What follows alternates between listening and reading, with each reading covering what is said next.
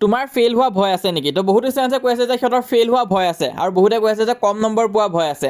তো সেইটো ভয় থাকেই, কাৰণ মেট্ৰিক পৰীক্ষা অকণমান টান হ'ব বুলি শুনা গৈ আছে। তো এইবোৰ কাৰণৰ কাৰণে ষ্টুডেণ্টবিলাকে চিন্তিত হৈ আছে। তাতে বিভিন্ন চেনেলৰ ভিডিঅ' আহি আছে যে এইবাৰ সকলোকে পাছ কৰাই দিব। তো তেনেকুৱা নিচিনা ধেৰ ভিডিঅ' তোমালোকে এইকেইদিন ইউটিউবত দেখা পাবা যে অল পাছ কৰাই দিব, সকলোকে পাছ কৰাব। তো সেইখিনি কিন্তু শুদ্ধ নহয়। কিন্তু তোমালোকে দ্য আয়ন ষ্টুডিঅ' চাই আছা আৰু আমি এক্সেক্টলি ডিছকাছ কৰিবলৈ গৈ আছোঁ এটা প্লেন ফ'ল' কৰিলে তোমালোক কোনো ফেইল নোহোৱা।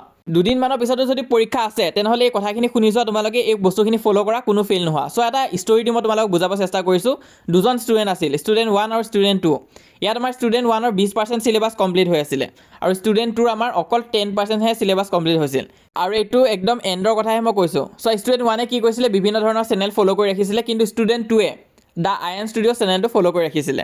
তো এই লাষ্টৰ কেইদিনত আমাৰ ইম্পৰ্টেঞ্চ কিমান হয় তোমালোকে যোৱা বছৰ বেচটো সুধিলেও গম পাবা।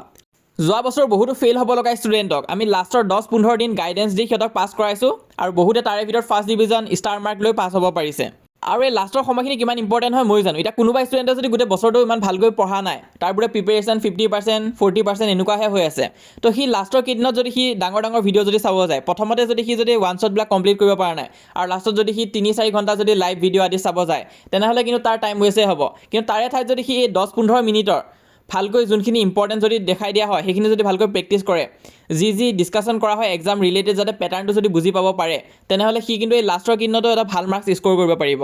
আৰু লাষ্টৰ কেইদিন মই তোমালোকে যাতে ছেল্ফ ষ্টাডি কৰিব পৰা তেনেকুৱাকৈ ভিডিঅ'খিনি ডিজাইন কৰোঁ। ভিডিঅ'খিনি তোমালোকৰ 10-15 মিনিটতকৈ বেছি নহয় আৰু সিমানখিনিতে আমি গোটেইখিনি টপিক কভাৰ কৰি দিব চেষ্টা কৰোঁ, যি ইম্পৰ্টেণ্ট আছে, আৰু বাকী তোমালোকক পঢ়িব সময় দিওঁ।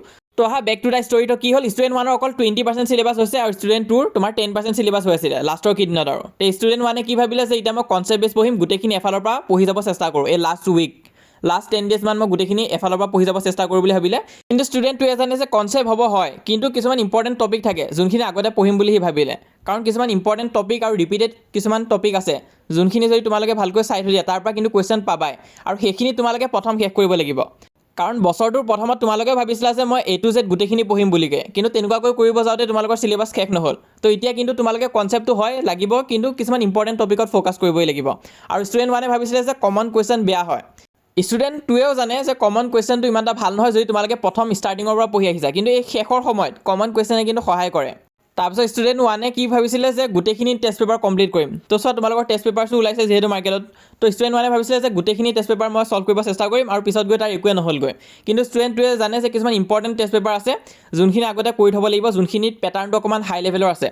তো এইখিনি কামে সিহঁতে এক্সামৰ এসপ্তাহমান আগলৈ কৰিলে, আৰু পিছত ৰিজাল্ট কি হ'ল, ষ্টুডেণ্ট 1ৰ কিমান পালে 48 মানহে পালে 100ৰ ভিতৰত, আৰু ষ্টুডেণ্ট 2এ কিমান পালে 70 মান পাব সক্ষম হ'ল।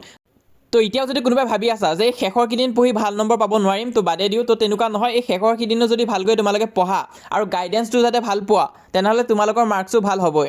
তো ইয়াতো এটা টুইষ্ট আছে, কি হ'ল চোৱা, ষ্টুডেণ্ট 1 কিমান পালে, থিয়ৰী 12, MCQ 26 আৰু ইণ্টাৰনেল এছেছমেণ্টটো 10 দিয়ে স্কুলৰ পৰা নৰ্মেলি। তো ইয়াত কি হ'ল, যিহেতু 13ৰ তলত যদি তোমালোকে পোৱা তেনেহ'লে ফেইল কৰা বুলি কোৱা হয়। তো ষ্টুডেণ্টছৰ আল্টিমেটলি ফেইল হৈ গ'লগৈ। ইয়াৰ আকৌ আমাৰ ষ্টুডেণ্ট 2 আকৌ পাছ হৈ গ'লগৈ, সি থিয়ৰী আৰু MCQ দুটাতে 30 পালে, তাৰপিছত ইণ্টাৰনেল এছেছমেণ্টত 10। তো ইয়াত তোমালোকে দেখিছা গোটেই গেমটোৱে বদলি গ'লগৈ, কিয়, কাৰণ এই লাষ্টৰ কেইদিন তোমালোকে নিজকে ভালকৈ মেনেজ কৰি ৰাখিব লাগিব, তেতিয়াহে ভাল মাৰ্কছ স্ক'ৰ কৰিব পাৰিবা। তো তোমালোকে যদি ভিডিঅ'টো এতিয়ালৈ চাই আছা আৰু এটা ভাল মাৰ্কছ স্ক'ৰ কৰিম বুলি ভাবিছা মেট্ৰিক পৰীক্ষাত, তেনেহ'লে চেনেলটো ছাবস্ক্ৰাইব কৰি ৰাখিবা, কাৰণ আমি যিমান পাৰোঁ মেট্ৰিক পৰীক্ষা দিয়া ষ্টুডেণ্টবিলাকক গাইডেঞ্চ প্ৰভাইড কৰি গৈছোঁ।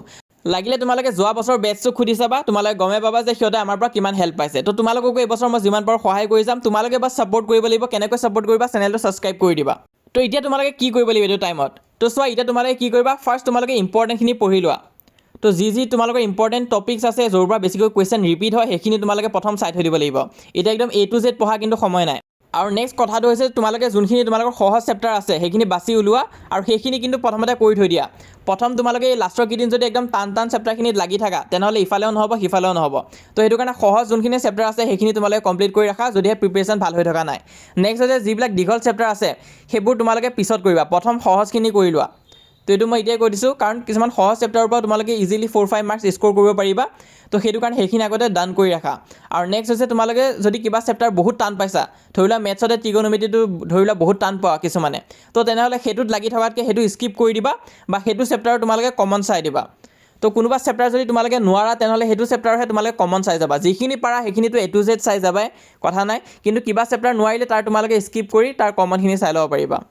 হয় যদিও শুনি ভাল নালাগে কিন্তু এইটোৱে ৰিয়েলিটি হয় তোমালোকে এই লাষ্টৰ কেইদিন কিন্তু গোটেইখিনি শেষ কৰিব নোৱাৰা যদিহে তোমালোকৰ চিলেবাছ হোৱা নাই যিসকলৰ হৈ আছে তোমালোকে চোৱা তোমালোকৰ কথা নাই তো এইখিনি কথা তোমালোকে ফ'ল' কৰিবা আৰু এটা কথা কৈছিলোঁ ভিডিঅ'টোৰ মাজত যে ষ্টুডেণ্ট ওৱানে বিভিন্ন ধৰণৰ চেনেল ফ'ল' কৰিছিলে কিন্তু ষ্টুডেণ্ট টুৱে আয়ন ষ্টুডিঅ' চেনেলটো ফ'ল' কৰি ৰাখিছিলে বা যিকোনো এটা চেনেলতহে সি চাইছিলে তো এইটো কথা কিয় ইম্পৰ্টেণ্ট হয় কাৰণ এই পৰীক্ষা লাষ্টৰ কেইদিন কি হ'ব সকলোৱে নিজৰ নিজৰ কমন দিব তো চ' আমিও আছামিজৰ কাৰণে দি থৈ দিছোঁ তো তোমালোকে নিশ্চয় চাইছা হেল্পফুল পাইছা তো এতিয়া ধৰি লোৱা তুমি যদি সেই ভিডিঅ'টো চোৱা আৰু তাৰ ভিতৰত ভাবা যে এইখিনিতো মই কমন পালোঁ এতিয়া মই আৰু বেলেগৰ ভিডিঅ' চাম চবৰ ভিডিঅ' চাম যিমান অসমীয়া কমন ভিডিঅ' আছে ইউটিউবত গোটেইখিনি চাই থৈ দিম তো তেনেকুৱা যদি ভাবা আৰু তাৰ জেগাত যদি তোমালোকে 10-20টামান কমন ভিডিঅ' যদি চাই দিয়া অসমীয়া ছাবজেক্টৰ কাৰণে তেনেহ'লে কমনৰ একো ভেলুৱে নাথাকিব তো এইটো কিন্তু হয় বহুত ষ্টুডেণ্টছৰ লগত সিহঁতে ভাবে যে মই যিমান ভিডিঅ' চাম মোৰ মাৰ্কছ সিমান বাঢ়িব তো তেনেকুৱা নহয় এটা বা দুটা ভিডিঅ' ফ'ল' কৰা কিন্তু তাত যিখিনি কুৱেশ্যন ডিছকাছ কৰা হৈছে সেই কুৱেশ্যনখিনি তোমালোকে ইমিডিয়েট শেষ কৰিবৰ কাৰণে চেষ্টা কৰা তাৰপিছতহে বেলেগত যাবা প্ৰথম এটা ভিডিঅ' চালে সেই ভিডিঅ'টোৰ কুৱেশ্যনখিনি যদি ছল্ভ হৈ থকা নাই তোমাৰ পৰা তেনেহ'লে তোমালোকে বেলেগ যিমানে ভিডিঅ' নোচোৱা কিয় তোমালোকৰ নম্বৰ নাবাঢ়ে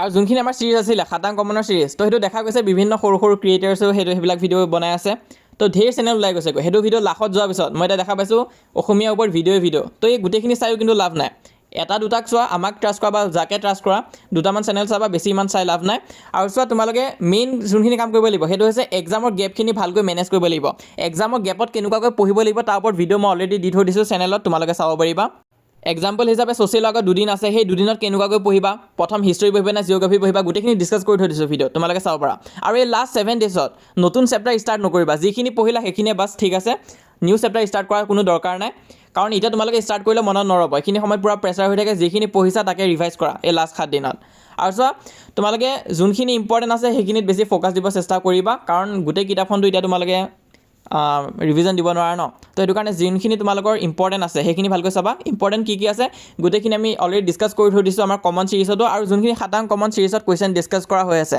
সেইখিনি তোমালোকে বাদ নিদিবা সেইখিনি খুবেই ইম্পৰ্টেণ্ট আছে maths English social science Assamese চায়েন্সৰ কাৰণে দিয়া হৈছে তো সেইখিনি তোমালোকে চাই থৈ দিবা তো মই ভাবি আছোঁ আৰু এটা চিৰিজ ষ্টাৰ্ট কৰোঁ বুলিকৈ য'ত এতিয়া আমি এক্সপ্লেনেশ্যন দিম বুলি ভাবি আছোঁ তো তাৰ কাৰণে অকণমান ছাপৰ্ট লাগিব তোমালোকে কি কৰিব লাগিব চেনেলটো ছাবস্ক্ৰাইব কৰিবা লাইক কৰিবা আৰু যিমান পাৰা নিজৰ লগৰবোৰৰ মাজত শ্বেয়াৰ কৰিবা যদি ৰেছপন্স ভাল আহে তেনেহ'লে ওৱান শ্বট আদিও মই ষ্টাৰ্ট কৰি দিব চেষ্টা কৰিম ছাবজেক্টখিনিৰ কাৰণে মুঠতে আমি এইবাৰ A to Z সহায় কৰিম বুলি ভাবিছোঁ যিসকলে 2026 চনত মেট্ৰিক পৰীক্ষা দিবা তো তোমালোকে আমাক ছাবস্ক্ৰাইব কৰি ৰাখিবা লগতে হোৱাটছএপত জইন কৰিবা লিংকটো পিন কমেণ্টত দি দিছোঁ ক্লিক কৰিবা হোৱাটছএপ পেজটো অ'পেন হ'ব হোৱাটছএপত জইন কৰি ল'বা সকলোৱে আৰু আমাৰ এই চেনেলটো ছাবস্ক্ৰাইব কৰি ৰাখিবা